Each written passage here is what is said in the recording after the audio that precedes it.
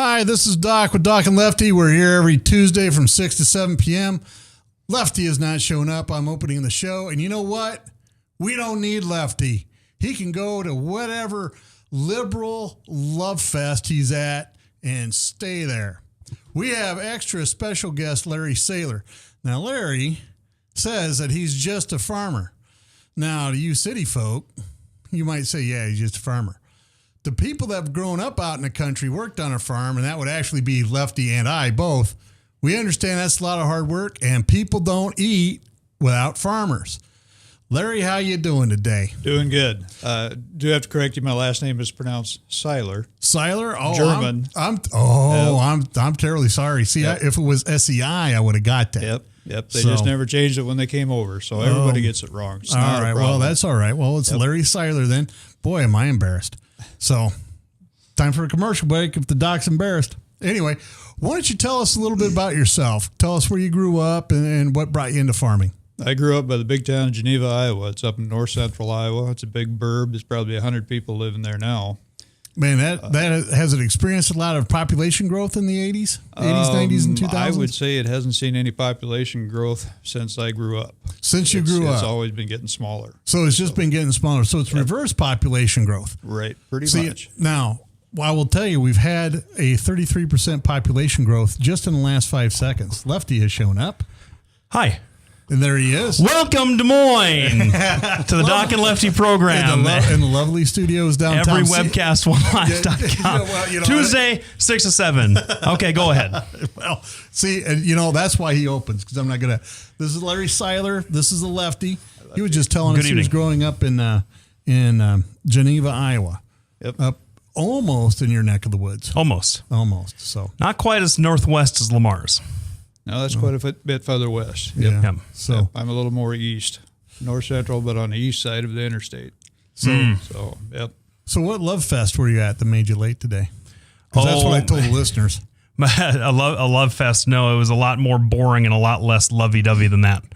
Oh, so you're at like an Obama rally? No, I was just at the office. I got tied up. Oh, you got tied up? Yep.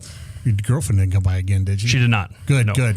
Pretty boring. Yeah, that's pretty boring. No. Blake works really hard for a lefty. Oh, my goodness. So we're talking to Larry Saylor. And so you grew up in Geneva. And did you go to college? I actually went to Ellsworth College in Iowa Falls. Oh, yeah. Back at that time in the early 70s, there wasn't much there to really study for farming. There was other colleges probably would have been better, but just to fill in my time, that's where I went. Plus, they started a wrestling program to start the year I started there. So all right. I got to wrestle in college, so I can say that. Good deal. From there, in the early 70s, I actually moved away from Geneva. I moved to the big town of Bradford. 4 miles away I moved. And oh, my goodness. Started farming at that time. So in the early 70s are pretty good farming. It was kind of a boom cycle like we've had probably the last 5 to 10 years here now. And then, of course, we hit the 1980s and everything fell apart. All right. So did you survive that pretty all right? Intact anyway? It pretty well ruined my whole operation. I actually started a construction company, I built some of these hog buildings that are out in the country. I had crews, and I think we worked in about 10 different states, went around the country and did construction. Clawed my way back in, and I'm farming now again, but I'm a pretty small farmer.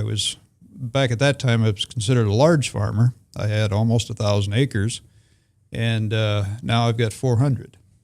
So I'm not near as big, but I do have quite a few hogs.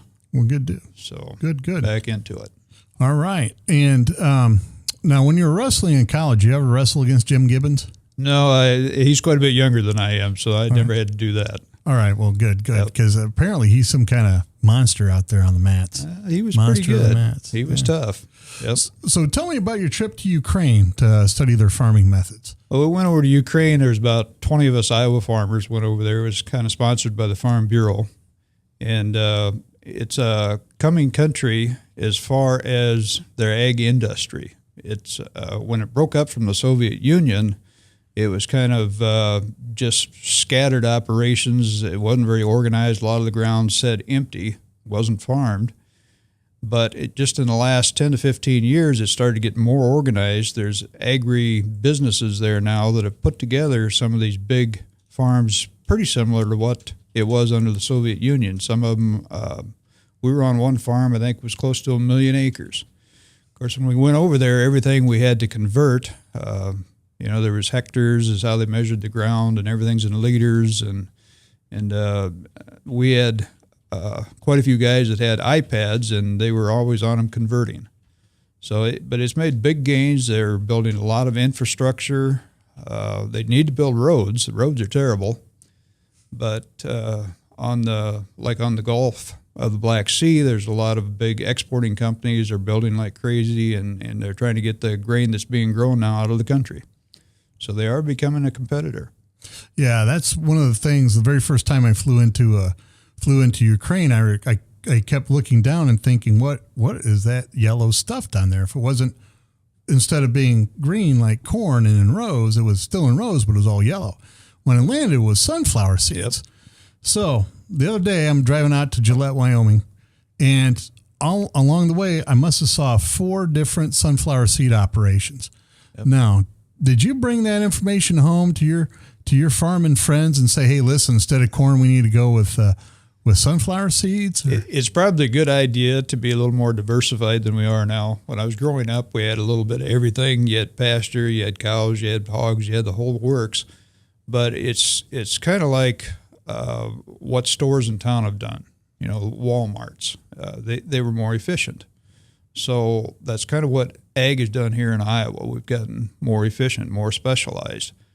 Sunflowers are not really a crop that we need to grow in Iowa. They're grown where it's a little bit drier. It's more arid. The new genetics that we have in our corn now are using less water to grow. So the corn acres actually are spreading out into some of that area. But you have to have the ability to adjust to whatever the market demands. You have to grow the crop where you can make the most money. Yeah, absolutely. Well, I just happen to know that Ukraine is responsible for 90% of our sunflower stuff. Really? Yeah, they produce 90% of the world's sunflowers. And what's the big sunflower seed company the baseball players all use? You know, Blake? I don't know. Well, anyway, my son chews them all the time. So whatever they are, they're sitting at home. And they have a giant factory over there that they just produce. It's right in between between Kiev and a little town called Bilasurkva. Okay. So, and I'm sure you stomped through that territory up in there. We started out in Kiev. That's where we flew into. Yeah. And then we kind of branched around. We drove all around Ukraine, I think, for about 9 days. But that was about 15 miles an hour because the ruts in the roads are terrible. Terrible, yeah. And that's one of the drawbacks holding back agriculture over there, is just the infrastructure, trying to get it up to speed, being able to get the grain out of the country. I would say it looked to me like probably most of it over there was exported. Huge export companies. Well, yeah, they export a lot of stuff. We're going to be back right after the break. Listen to Doc and Lefty on webcast1live.com. We have our special guest, Larry Seiler, today. And we're talking a little bit about foreign farming techniques. When we get back, we'll talk a little bit about politics. Stay tuned. We'll be back right after the break. From the RE/MAX Real Estate Concept Studios, this is Webcast One Live. Whether you're 10, 25, 50, 80 years old and beyond, everyone needs to live within their means. I'm Tom Coates with Consumer Credit of America. For almost a quarter of a century, we've helped people of all ages learn to manage their personal finances to benefit them far into the future. When problems arise, we've got the experience you need to make those debt problems go away. Got financial problems? Call Consumer Credit of America. If Tom Coates from Consumer Credit of America was your personal webmaster, Tom would filter out all bad debt emails. If Tom was your mailman, you'd never get any debt reduction junk mail. If Tom Coates was a lineman, he'd block any phone calls offering to reduce your credit card debt. Hi, I'm Tom Coates with Consumer Credit of America, and we're still your best choice for credit counseling. We're local, we're accountable, and we can do more. You make the call when the time's right for you. When it comes to competition, there really is none for Consumer Credit of America. Hey, welcome back, everybody. It's good to be back in the leadoff position once again. Whenever you kind of get off on the wrong foot, it takes you a full segment to get caught back up. I don't think that Doc has ever had that problem, but sometimes the young pup just needs a little bit of a kick in the pants to get revved up and going. We got our special guest, Larry Seiler, here for the entire hour. And from what I've heard, Mr. Seiler, is that you are not only a sort of an agricultural extraordinaire with respect to just the actual technique of farming, but you also know a lot about the economics of it. And what would you tell a young guy or gal coming out at about 25 years old, says, you know what, I want farming to be my career after college, but I didn't grow up on the family farm, so I'm not going to inherit any land. How would they go about doing it? I think you can do it the same way that it's always been done. You might not be able to jump right into farming and be a full-fledged farmer, and of course, unless your family was behind you, which a lot of, I think 98% of the farms in Iowa are still family farms. So there's a lot of the next generation comes right up through the farm. There's a lot of expansion on farms as far as there's opportunities in livestock. There's opportunities in specialty crops. Different things are coming on pretty strong now. Organic is a big market. We have farmers markets. Mm-hmm. You could start out on 5 acres and just work your way in, selling stuff at a farmers market. It's interesting you bring up farmers markets because they have taken off in the last 10 years in Iowa. Yes, They're just ridiculous. And I've been down to the one just down here, really right outside the door, down a couple of blocks. Absolutely. Downtown. That's a great one. It's fantastic. It's the biggest one in Iowa, and the Des Moines Farmers Market's a lot of fun. But I did notice a couple of things. First of all, the meat that you get at the farmers market is the best meat you can buy, in my opinion. And this is talking to a guy whose first job was at Fairway. And remember, the story about Fairway is they had their own stockyards and they butchered their own animals and shipped it around the state and kept it really, really close to the vest. I always thought those were the best. No, the local farmers around central Iowa producing cattle and hogs is fantastic. But I noticed that there's a lot of resale for non-seasonable vegetables that have taken up these long, long benches at the farmer's market. I mean, you go in and you're expecting local produce and you're picking up green peppers from Mexico. And there's nothing wrong with that. There's nothing wrong with green peppers in that may be slightly out of season. But Larry, do you kind of feel like, does that violate the spirit of the farmer's market at all? Or I was surprised. I don't know how I feel about it, I guess, from a business or from an ethical standpoint, but what are your thoughts on that? The way the farmers markets are pretty well marketed is it's grown local. It's exactly. Local, right? You know your farmer. That's just kind of the way it's marketed. From being over in Ukraine, they had a real similar type of deal over there, only basically all of your food is sold in a farmer's market. They could just call them markets over there. And we stopped into one that was supposed to be the biggest market in the country, and it ran 24 hours a day, 7 days a week. Oh, yeah, just off of Crashatic Street down there. Sounds a lot like Hy-Vee, doesn't it? Well, it was bigger than that. But the day we were there, it was 100 degrees. But they sell wholesale in that market. It's just not retail. There was restaurants would come in there, grocery stores, other markets would come in there and buy stuff. So what you buy at a farmer's market might not necessarily be grown locally, which doesn't make it bad. Even if it's grown right outside of town, if you don't know that farmer, you don't know the history of that crop, you don't know if there was a flock of geese flew over and contaminated the fruit, you really don't know. Sure. And I don't want to impugn any of the folks that have stalls at the farmer's market at all, but maybe I was just under a misapprehension of the kinds of things. Like I wouldn't, you expect to get great tomatoes in Iowa at about mid-July to mid, like around this time is when they really start to be good. Maybe a little bit earlier in July, now that I think about it, when it's really nice and hot. Yep. And so you wouldn't expect maybe to get a good tomato at the end of May when the farmers market starts to open, and yet you see routinely these ripe red tomatoes that probably were shipped from Florida or California. And while I'm not saying that doing that is a bad thing at all, I would never say something like that.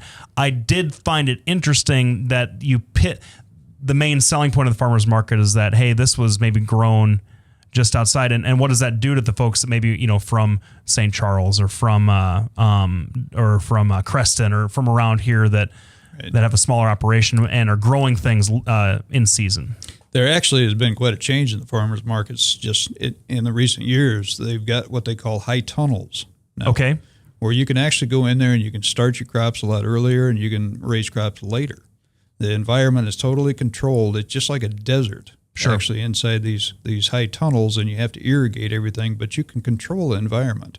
It's basically the same thing that I do with my livestock. I try to control the environment so it's ideal for the livestock.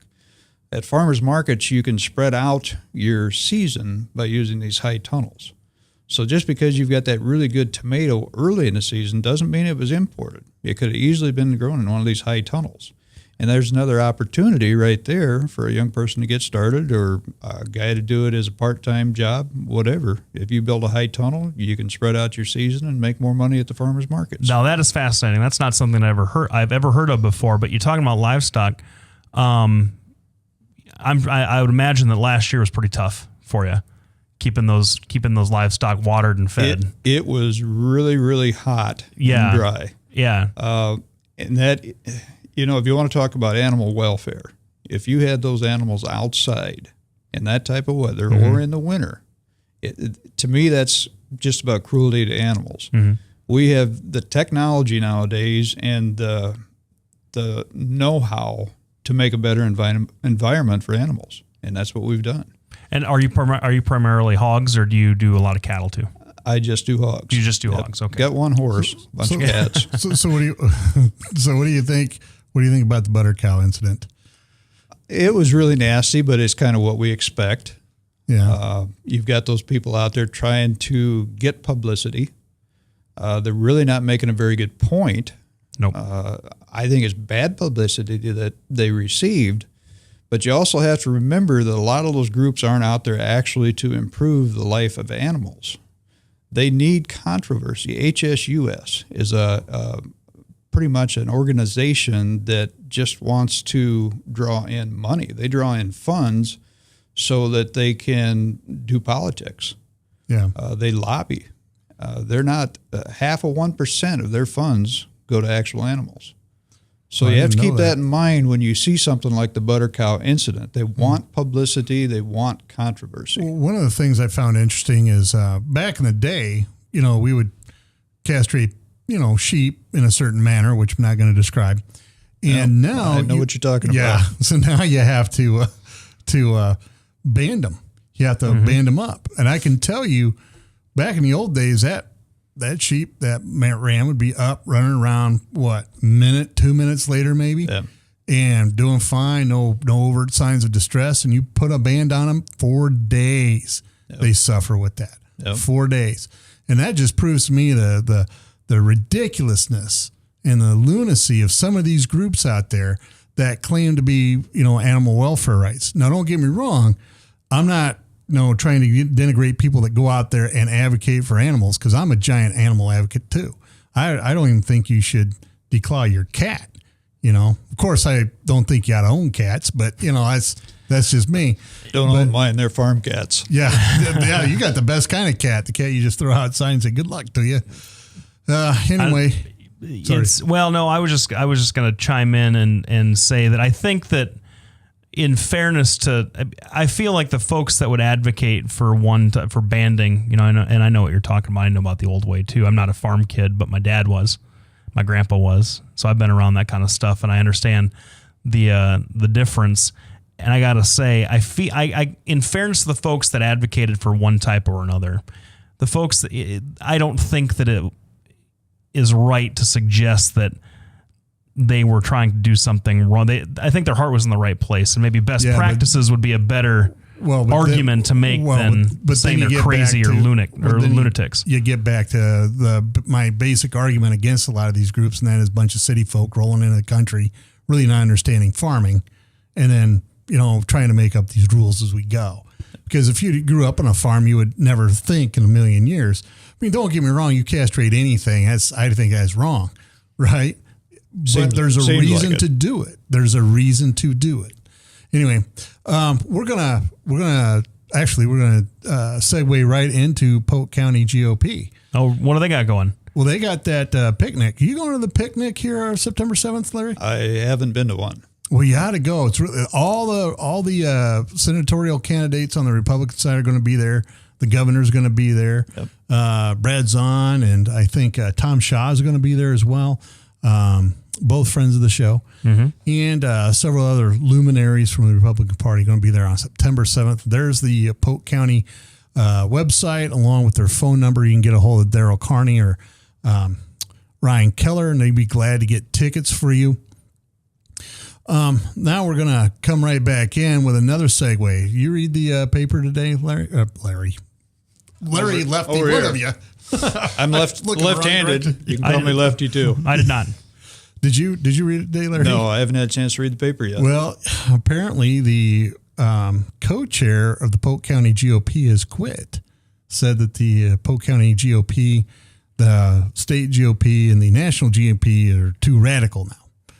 And so, okay, yeah, so he's quit. So what's your take on this big split in the Republican Party between essentially the libertarians, the Christian conservatives or neocons, if you want to go that far, and the old guard? Well, the whole thing with politics is you have to come to an agreement at the end of the day. And, it's tough enough when we're doing it with the right and the left, just normal discussion between them. But then when you get some that are a little bit further out that completely stick to their guns, they have an idea that they don't want to change at all. Second Amendment, for instance, they don't want to give it all. And I can see that because it's in the Constitution. It should be a right. We shouldn't give on that. But I would go back, in the occupation I'm in, I would go back to the Farm Bill, which isn't even called the Farm Bill. It's called something about food security, I think. I can't even remember what the name is anymore. It's got such a nickname. But you have to be able to come to an agreement to get any laws and bills passed. Mm-hmm. And that's what's been one of our biggest problems lately. You have to come to some type of an agreement. So when you have that much division just in one party, it makes it even that much tougher. But you need discussion. It's always good to listen. It's always good to talk. It's what you two guys do right here. That brings out ideas. It moves things along. Yeah, you have to talk. Yeah. So what do you think about the food stamps and other food aid programs being lumped in with the farmers' bills? Well, food is grown by farmers. I think it's a fantastic fit. The problem in the House was that the biggest drawback of getting the bill passed was food stamps. They wanted to cut the program more than what could get passed. So when they separated it out, then the farming part of the bill actually passed, and now it can be discussed between the House and the Senate. So it actually did move the bill along. Whether or not it's going to get done yet, I don't know. Well, what do you think about having the food stamps provision, the welfare aspect of it, if you will, tied in with farmers' subsidies and farmers' programming? I think it's been run pretty well by the USDA. We deal with food all the time, so it fits right in. I think it's a good match. I really do. And I think we should keep them together when this is all said and done. The welfare program is the part of the farm program that is just expanded like crazy. It's grown so much just in the last 4 years. If I'm not mistaken, I think it's at least doubled. So there's got to be some way to rein some of these welfare programs back in so that there's not so many people living on them, and the people that actually do have the jobs are getting taxed to death, and it's hurting the growth of the economy. All right. Well, I don't think that anything you said there was necessarily wrong, but I can tell you that a lot of the folks that get sort of food assistance are working. A lot of them are. A lot of them are the frustrating thing about the far, you had, at least from talking about the split in the Republicans, because Democrats would give money to everybody, whatever. But when the Republican resistance to the Farm Bill, I'm glad you said that. I'm allowed. It's like making Norwegian jokes because I'm Norwegian. But the issue with the don't you ever make a Norwegian joke around me though. I'm really sensitive about it. So that's kind of like saying Frank can make Mexican jokes because he's Mexican.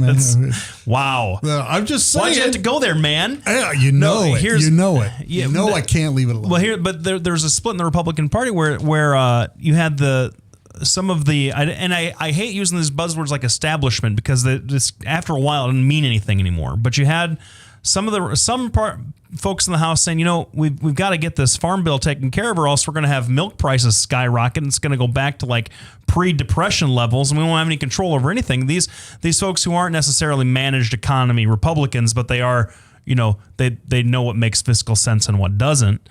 And also how to do right by their constituents. And then other folks in the Republican Party say, well, no welfare for anybody.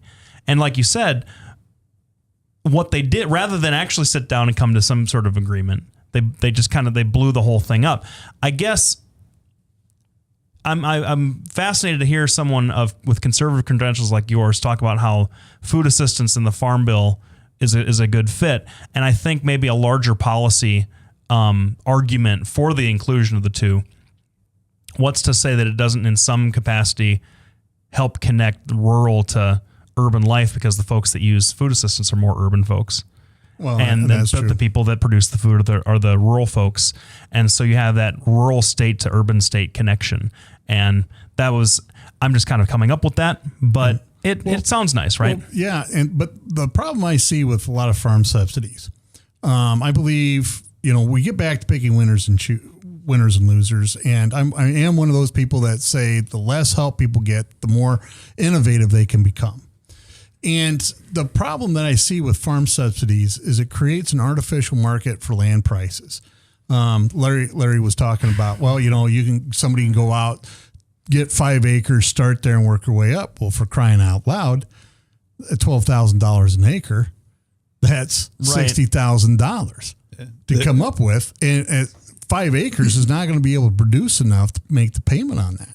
And that's part of the problem I see with this. And this is why the corporations are coming in, not only because they see a new market, which they do in ethanol and or emerging world markets, but also they get all these subsidies back. I'll never forget Dan Rather gets and then this is back in the mid 90s. He got $6 million a year in farm subsidies for a farm he's never visited in North Dakota. And the abuses like this that make it difficult. Plus, it's guys like Larry who are actually out there doing the work who gets tagged with, well, look at all the money these guys are getting, when in fact, you got 60, 70% of the farm bill going to food stamps. So I believe it's over 80% now. I believe it's over 80%. It's over 80%. So, I guess it's not really a question that neither one of us gave a question. We just pontificated. That's okay. I guess. Well, we'll be back right after the break. Right after the break, Larry's more than welcome to stay and throw in his 2 cents worth, but we're going to get it on over Egypt. Okay. So, anyway, we'll be back right after the break. You're listening to Doc and Lefty on webcast1live.com. Oh, I forgot to say, I usually say you can text. I forgot my phone at home. So you can't text in, but you can certainly call. You can certainly write to Frank over there. He's excited to have anybody pay attention to him. We'll be back right after the break. I'm Brian Leach, owner and general manager of Service Legends. I brought along a couple of the home comfort heroes. Hi, I'm Tammy Wells. I am Nick Wondershide. I'm administrative manager. I am the senior technician from Service Legends. It seems like every good thing, when you feel it to the bone that it's good, there's a lot of hard work put behind it. I don't think that you can fake it and have it turn out good. If we seem like, okay, that's just weird, it's just a furnace, why would you believe so deeply in a furnace? It's not just that, we want to show the world that you can have good service. Yeah, it's your home. It's built into our daily trainings, it's built into our culture, that we're gonna do whatever it takes to have each client say they love us, period. That's why we spend all the hours in the training that we do. And if we guarantee it's going to be a good experience for you, or else it's free, what type of work do you think we're going to do? There is a guarantee. Temperature selection guarantee, fixed right or it's free guarantee, comfort guarantee, best value guarantee. All of these guarantees hold us accountable to ensuring that we exceed your expectations. And if for whatever reason we'd fail and we can't make it right, We guarantee all of those guarantees with a 100% money back guarantee. I mean, if you don't think that your technician can fix it right, are you going to say that to a client? No. You don't have to worry about having a technician come to your house. We drug test, background check all of our team members. We put safe people in your home. Each and every one of our service techs, 400 hours a year in training. You tell it the minute they walk in the door. They know what they're doing, they've done their homework, and they actually truly care about what you want. Because at the end of the day, you're the person that makes sure I have a job. They're going to be listening. They're going to want to know what your challenges are. Then they're going to come and give you options, and you get to choose. If I'm there to help and I make it easy and painless, I did my job right that day. Well, when it comes to your comfort, safety, and your family, you don't necessarily go buy the most expensive, but you get the most bang for your buck. Oh, it's worth it because there's a lot of people that will find a way to get it to work right now and then leave and then come back, charge you again, and the cycle just repeats itself. So when I'm out there looking at the furnace, I want to find why it failed today. How can we change the part today with something that you're not going to have to worry about? Is it worth changing the part today? I mean, you can put a lot of money into a furnace. I can fix parts all day. There's good job security in that for me. But is it the right thing for you? I get a lot of the phone calls of after the technicians are there. They're just in awe. They're like, wow, you guys are great. I mean, I don't even know what to say. You guys are great. Everything you did was perfect. It was great. Keep going though. I like this. Just give us a try. I'm going to take all the risk. I've got the time to make this right. I've got the support to make it right. Just check us out. And if you don't see the value in what we do, I mean, fixed right or it's free or 100% money back. enough said. Hey, welcome back, everybody. Thanks for tuning in for this first half hour. We're very pleased to have our resident expert on all things, Mr. Larry Seiler, with us today. And I say that without any trace of irony at all, because we're going to transition from farming. And I got a lesson. I hope you guys really paid attention, because if you wanted to know anything about where food comes from and just sort of, you know, the dollars and cents of it, I hope that you tune into the first half hour, because I learned a lot. I know that Doc learned a lot. And we're going to move right along, a seamless segue into the horrible atrocity, probably the number one news story right now, and that's Egypt. I mean, this thing, you know, we talked about this 3 weeks ago, Doc, if you remember. You bet. Well, whenever we've talked about it recently. And I think at the time you said the military is doing an okay job, unless, and I don't remember, you listed off a couple of things that if went wrong, it would go bad. And I think you were probably pretty prophetic. Well, yeah. And these things have gone wrong. Now, just to let everybody know, this really is my area of expertise. It would be like, you know, this is what I enjoy is foreign relations. What essentially happened is they have John Kerry, who is not an experienced diplomat, unlike Hillary Clinton, right? Who you can hate her, love her, whatever you want to do. That old gal is a good negotiator. She's a tough negotiator, and she has a lot of foreign policy experience coming into this. They send John Kerry over, and of course he boffs it, right? The problem is the Morsi supporters of Muslim Brotherhood are this close to gaining a Sharia law type of Egypt. And the problem really comes down to the Coptic Christians are fighting back because there's a large Christian enclave over there. And the second reason is most of the other people understand what happens when you get people like the Muslim Brotherhood in there. The military in Egypt is the one that stabilizes the country. I don't know if anybody watches Game of Thrones out there, but the two people that stabilize the Game of Thrones is the spider character and who's the other guy? Peter Baelish. And what they essentially do is get rid of the people that are going to cause destabilization. And that's what the military in Egypt does. It gets rid of the people that aren't causing or that are creating instability. Essentially what's going to happen at this point is that they're starting to devolve into a civil war, but it's not going to go like Syria, because there's a leader over there named Al-ISIS, and I think it's ISISALISIS. And he kind of has this cult of personality, for lack of a better term. He's very popular among the people. He used to head up the not the Secret Service, but their equivalent of the CIA. And he is the one that's stepping forward saying, I'm going to run this country. I'm going to do it the easiest way I know how, but I'm not going to tolerate bloodshed in the streets unless I'm the one doing the bloodshedding, right? I'm going to be getting people. And really what he's done is he sat down and he said, this is what we're going to do to transition back into democracy without having things go all to hell.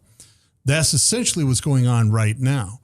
Part of the problem that's caused Egypt to kind of go under, and one of the reasons why we haven't been successful in Egypt and in large part in other places in the Middle East is because when you go there, you have to have an overriding goal of what you want to do.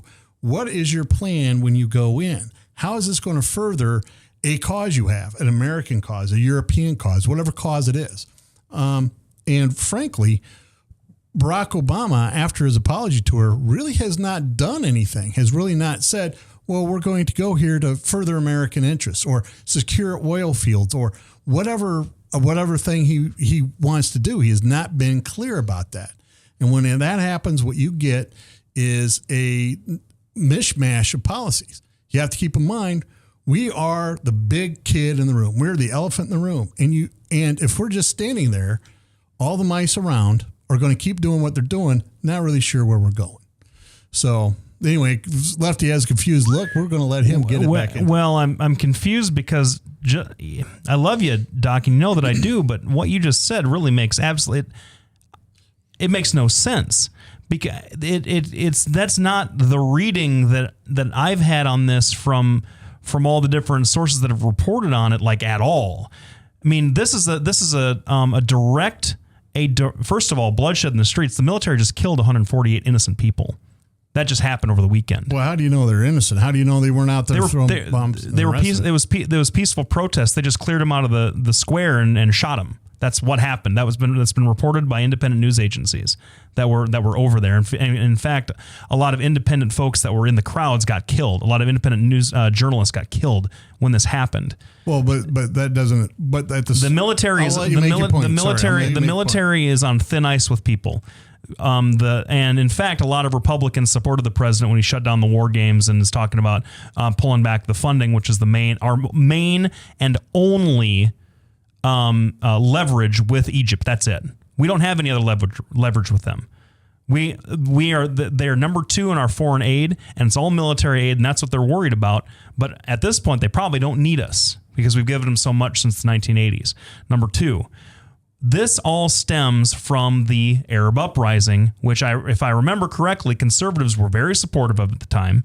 Tunisia, Egypt rising up and democratically overthrowing their leaders and then democratically electing Islamists, which everybody wrung their hands about and said was, oh my gosh, we can't have this because they're not allies with us. To suggest that Barack Obama's policies somehow both failed at appreciating the Arab Spring and also encouraged the rise of Islamists, which came out of the Arab Spring organically, doesn't make a whole lot of sense to me. Number 3, when you talk about the military, the reason that Morsi was overthrown in a coup, and let's call it what it was a military coup, is because of the tragic way that he was running the economy.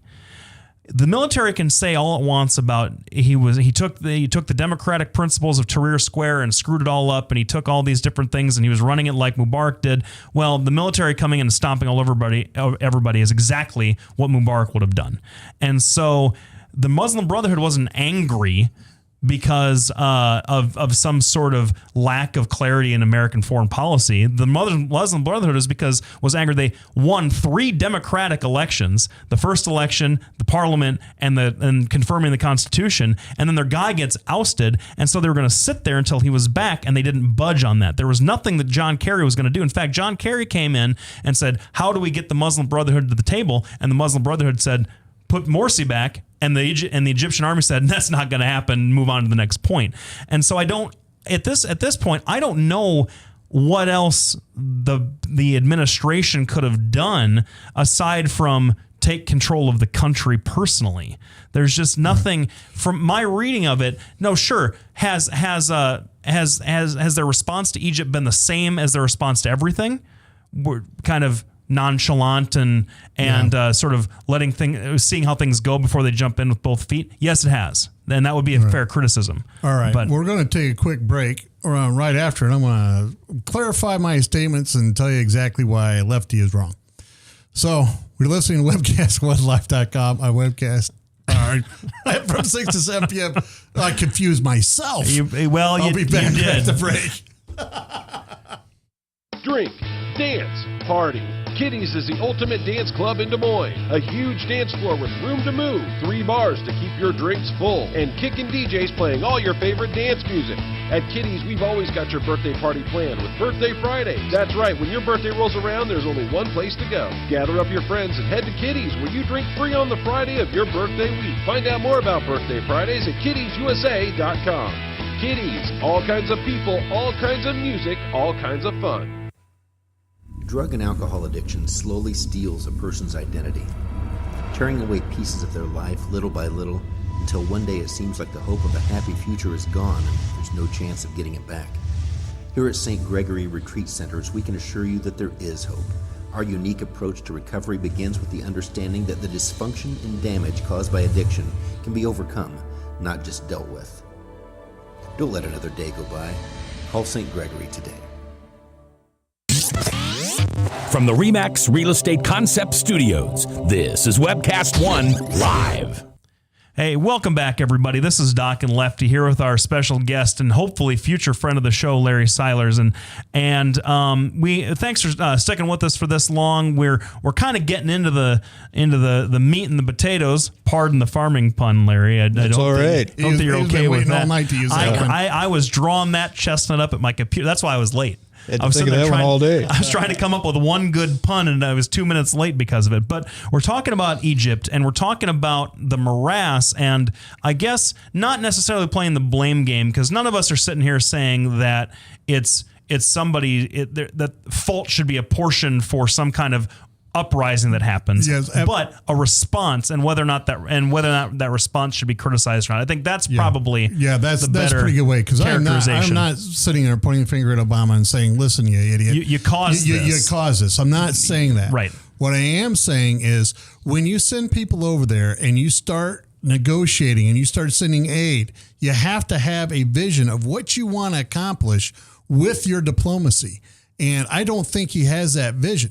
One of the things when you have combatants in the middle of basically a civil war is you have to be able to say, hey, listen, here's the vision that we're going for, and let's try to get everybody to go that way. The problem is the Egyptian military is not going to do that.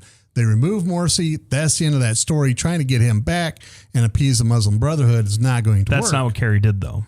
But Larry, do you have a take on this that's a little bit different, or maybe backing Doc up? Because I don't see where the administration, I guess, expressly blundered, because the factions are intractable. That's kind of my argument. Well, the biggest thing is we've been so entrenched there for years.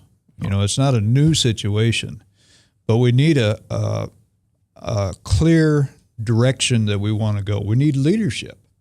We've got to figure out what direction we want to go. It's not our country. Mm-hmm. You know, we can't run that country unless we're going to go over there and just make it a state. Mm-hmm. And that's not going to happen. I don't think anybody wants that to happen. We've got to have some type of clear directive to go. See, well, the U.S. policy towards Egypt has been fairly settled since the Camp David Accords in 78, 79, and then when they signed the treaty in 1980. And that's give them hardware and they'll leave Israel alone, and they will make everybody else leave Israel alone. That's kind of what has been the status quo, and we will tolerate a dictator for 30 years if he enforces that status quo. But you have a whole new generation of people over there now. Exactly. It's a whole new ballgame. And the part of the problem is you have a very active but minority vote or group called the Muslim Brotherhood, who basically said, we'll bring in... They're not the minority, though. But when you add in the Christians and you add in the other groups that are not the Muslim Brotherhood, they have to put a coalition together just like everybody else does. And don't get me wrong, they won the elections. but they became so unpopular for whatever reason, mainly Morrissey's handling of the economy, that the people said that's enough, no more. Things started to get shaky. The military stepped in, removed them from power, gave them all kinds of reasons to step aside. Well, and that's true. See, I guess, and this is where I get sort of hung up, is that I am old enough to remember, and it's going to shock a lot of people. I'm old enough to remember the second coup attempt by the Russian military on Boris Yeltsin back in the early 90s. Yes. When he held hold up in the, not the Kremlin, whatever the other building is, I can't remember, and they rolled tanks in, and he just and then kind of disarmed them, and it all kind of went away. I remember that kind of stuff. That was a coup, and it was called a coup. And that was our position. That was the United States position, that it was a coup. That's exactly what happened here. Except, but we haven't said it yet. We won't call it a coup because of the treaty. Number one, absolutely. and I'm not so sure that any president would call it a coup. But the point, but if you talk to folks or you listen to the army give its justification, they say exactly what you said. They say, look, we couldn't afford to wait because it was getting so bad. And we told him, step down, or let us help you out, or let us do something with this because you're running us into the ground. We can't afford to. We're too unstable yet. And he wouldn't give, so we booted him. And like you and I have agreed numerous times since the day we met, you lose not just the popular support, and he won the election. He won the first election handily. Handily, but really, like you said, the support was cobbled together. The Muslim Brotherhood had the majority, but it was cobbled together. But he never had the military. No. You lose popular support and the military, you're in big trouble. Yeah, you're in big trouble. Yeah. Now, one of the points I made earlier, that we've cut off aid, or at least it's being, well, I think they've cut off aid. That's my position. Is confirmed by the office of Senator Pat Leahy, Democrat from Vermont, an aide to Leahy, in a statement to Fox News Radio, was told that Leahy's subcommittee was told that the transfer of military aid was stopped. Well, this is current practice, not necessarily official policy. There's no indication how long it will last. And then down the was that just article, today? Yeah, it's today. Down the article, the White House and State Department really came out with this statement. We have determined it's not in the best interest of the United States to make that determination whether or not it's a coup. So basically, they're sitting there going like, we're not going to send the aid out, but we can't call it a coup. We're not going to call it a coup. And part of the problem that's going on over there is, you have this group that was this close to power, because there's actually signs that you can see over there that says, this isn't about Morrissey. This is about our independence. And I'm all fine with that. But the problem is they couldn't keep their coalition together. And when Kerry went over there to try to help this process, he didn't have a defining goal that he was trying to reach. And I think that's why he failed, and I'm not saying Obama's responsible for what's going on over there. I'm saying if you're going to send an envoy, you have to have a clearly defined purpose of what you're trying to get out of that. And Obama simply hasn't, his foreign policy really is to sit and wait and go with the wind. And that doesn't work that well in foreign policy. Well, Larry, I guess I would ask you this question then, kind of going off on what Doc just said. When you have two sides that have no interest in dealing with each other, where do you come down? How do you negotiate that? Somebody's going to come out of it with power. It's going to be a bloodbath, isn't it? Well, maybe the military has enough control over there to prevent that. They're trying to keep things under control. So if in my understanding in Egypt, pretty much the military has always had the control. They decide who runs the country. So they need to get a handle on it again, and maybe that's where this country can come into the picture to figure out, help somebody decide just how the country should continue ahead. We got to have a clear picture. Absolutely. Now, we're going to take just a quick break to thank all of our sponsors that help us keep our studio going. We have a really nice studio here. It's really come together here in the last year since 9 months since we've been here in the studio. Polk County GOP has been a part of that. They help us keep our doors open. There's the address, the website, and the phone number. They have a picnic coming up September 7th over at Jalapeno Pete's in the fairgrounds. It's going to be a great time. Everybody who's anybody in the Republican Party is going to be there. It should be a real fun time, including we have a lot of local boys making a lot of national press. Steve Dace is one, Craig Robinson's another, and Kevin Hall. And so they're making a lot of national press, and I believe they'll be there as well. Now, back to the subject of Egypt. The first thing that you know in foreign policy in the Middle East is the less you're there, the better off you are. Right. All right. And I can respect President Obama for stepping back and going, you all need to work this out. America's not really going to get involved. But you still have to have a vision for what you want to come out of this. Not just, well, you know, whatever despot happens to be sitting at the table will be fine with. You have to be able to move these things in a certain direction. What I get, you keep talking about vision. I'm going to ask you, for what kind of do you have, and maybe this is an unfair question since you're not the president, and I apologize in advance. If you were the president, what kind of vision are we talking think about that. Yeah, right, for sure. What kind of? I mean, we're talking about this nebulous sort of mushy word vision here, and I'm just curious to know what kind of vision we're looking to achieve. So, I mean, what would your takeaway, what would your vision be, Larry, that we're talking about? I think we need a vision for the whole entire Middle East. Okay, and what do you see that as being? Religion is a huge thing over there, and you've got such polar. I mean, you talk about Democrats and Republicans here. It's nothing to compare to the Christians and Islam over there. That is, I mean, it's ingrained in those people for thousands of years. We're not going to change that overnight. Those people don't expect things to change even in 100 years. They try to change things over the centuries. And they have a lot longer history than we do. We have influence because we've been able to build a country here that has a lot of power. We built a business entity here that can generate funds and buy that power. We don't really need to tell them how to run their countries. The biggest thing I think we need to do is just make sure they're not massacring everybody. I mean, it's more a humanitarian type deal. And I guess, do you think, and I think that's an attitude that we sort of developed post the 19th century, the wars in Europe, the 19th century, World War I, World War II, with just catastrophic losses of life. I think that before that, maybe each country was a lot more isolationist in its humanitarian sort of side. Yeah. Do you think that seems to me to present maybe not a conflict, but at least two sorts of interests. One interest being self-determination, and then the other interest being sort of universal human rights. And and both are important.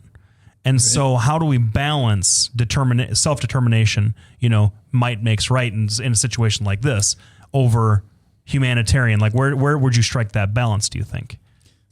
Well, I think you just can't have massacres, period. If we've got the power to prevent those, we have to prevent a massacre. Well, how would you do that? Well, that's a good point. And that's probably why we're having so much trouble with it. And that's why I'm not the president. I don't have the answer. Right. But, I bring it back, everything I always bring back to farming.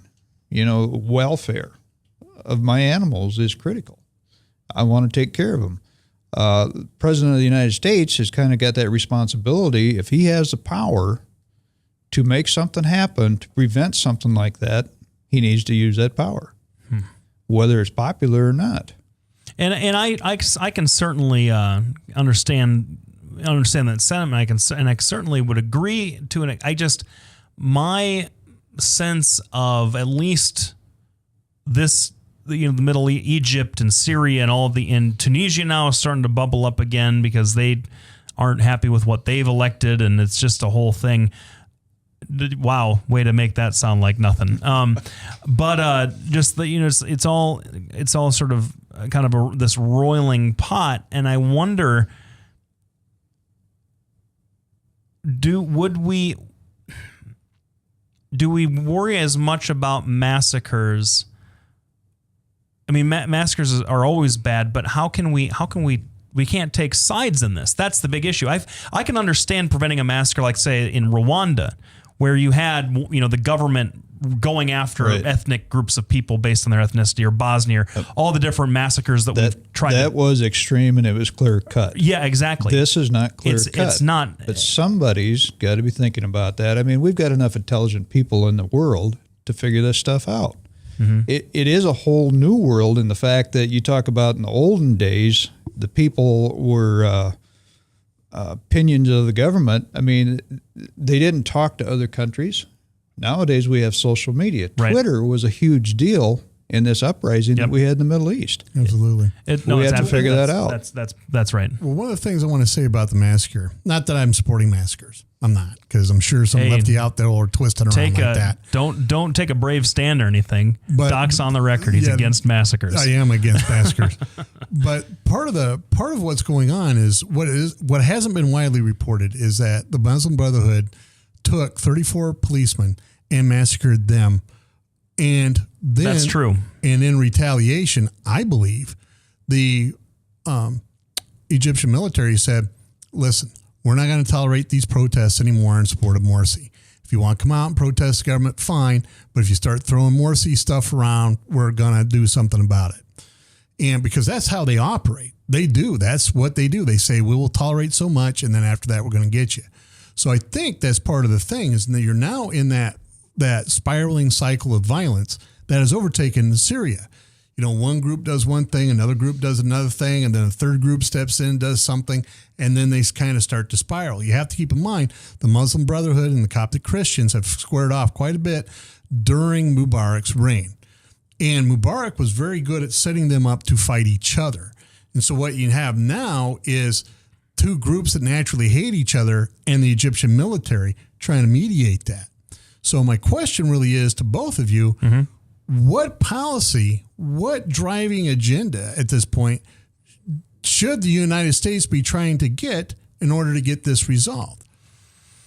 Now, we only have a couple of minutes before we have to sign off and say sure. Thanks. The short answer that I would give, and I don't know that Larry would necessarily disagree with me, but the only way out, and it's always been the only way out for all of these different conflicts, is some sort of political solution. I mean, I've presented the conundrum that the political solution seems to be impossible, but just like you said earlier, without some kind of political compromise that people can live with, they're going to keep doing this. And I can't see a way to make that happen when it's a tit for tat, you killed us, we're going to kill you situation. But you can't take sides, because the minute that we started sending arms to the Syrians, we got a video of one of the rebels eating some guy's liver. So it's got to be political, but that's as good as I can do. What you really need to do is stabilize the country so that business can operate again, so people have jobs, people have food, people can be satisfied. Yes, absolutely. You have to have a little bit of comfort. If everybody's starving, you're going to have a war. All right. Well, I want to thank Larry for coming on tonight, talking with us, informing us about foreign farming methods, United States farming methods, and things like that. I know a lot of people don't find it fascinating, but I'm going to tell you, politics, a very wise person when I was running for Congress told me, you know what, Pat, at some point, politics boils right down to dirt and what you do with it. So farming is very important. We're glad Larry came on. We want to thank our sponsors, of course, Brian Leach for helping us keep this the studio open, Miss Kitty's, Polk County GOP, Lubinas Law Firm, my firm, Bertrosian Associates. Don't forget the Polk County GOP has a picnic coming up September 7th. That should be a good time. You got anything going on?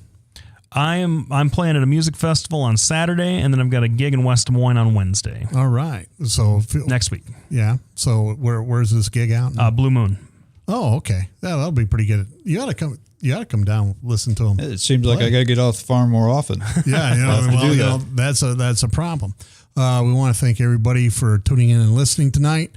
I want to say special thanks to our new listeners up in Minneapolis. Thanks for tuning in. That was terrific. We are still just this close to getting our website up. That's Lefty and I's fault on both sides. Yes. Now, I will take this opportunity to blame Obama, because if he had set a policy goal for us, we would have already attained this one. So I want to thank everybody for tuning in. We will see everybody next week from 6 to 7 p.m. webcast1live.com. Thanks for tuning in.